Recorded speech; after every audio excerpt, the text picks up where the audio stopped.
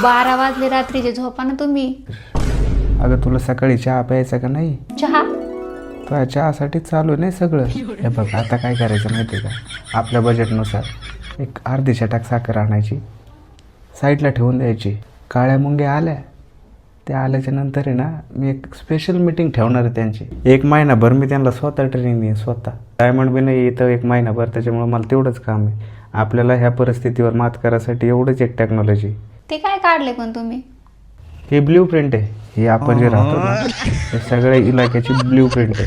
कुणाचं घर कुठं आहे, कुणाचं किचन कुठं आहे, हे आपल्याला चांगलं पाठ झालं आहे. कशामुळं? पीठ आणू. हुशार झाले. आता तू राईट ट्रॅकवरच. आता ट्रॅक सोडू नको.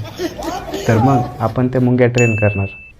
त्या मुंग्या आपण 1 बाय 1 सगळ्याच्या घरी पाठवायच्या. ते तिकडून सगळी साखर आणणार आणि आपल्या डब्यात आणून टाकणार. म्हणजे आपला साखरेचा सगळा प्रश्न सुटला.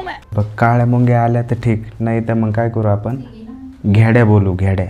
म्हणजे कसं आहे, साखरेसोबत आहे ना गहू, तांदूळ ह्या बाकीचं बी इम्पोर्ट एक्सपोर्ट चालेल. म्हणजे आपल्याला ताणच नाही राहणार. आणि ही मीटिंग आहे ना सक्सेस होणार आहे. काळ्या मुंग्यातच बागू. कधी ताण आला घेड्या बिड्याला तर घेते ना आपल्याला फोडू.